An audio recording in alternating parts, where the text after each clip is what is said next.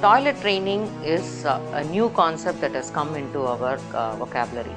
But as such, if you remember the ancient and the traditional practices, normally when a baby of say 6 months or 8 months goes to sleep, as soon as they wake up, the grandparent used to take them and put them on their feet and allow the baby to pass urine. So this is a conditioning that they do it. So if we are starting any kind of toilet training before 2.5 years, it is only conditioning.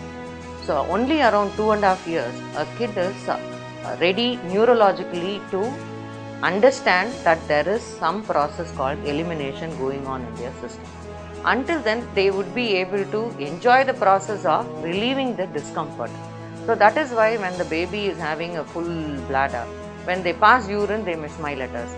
And then around 1 year of age to 1.5 years of age, these kids are able to understand that they have passed already. That is why when they have passed, they would point out to the urine and tell why. And around 2 years of age, what happens is they start feeling the bladder sensation and they indicate to us that they are having the urge to pass. Whether it is bladder or bowel, it is equally the same. A child of 3 years is able to empty only a full bladder. That is why at around 2.5 years or something, when the child is emptying a full bladder, they are able to tell us that I am feeling full, and before they start running to the toilet, you can see them having accidents. So this is also a normal development.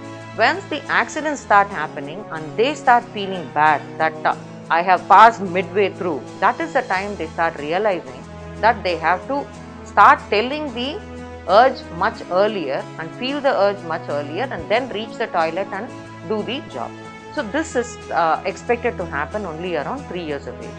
That is the reason most schools, when they are admitting kids, they have this cutoff age of 3.5 years for kindergarten, because for 3 years their bladders normally don't fill up. And around 3.5 years they are able to empty the bladder once it is filled up and they are able to carry it on.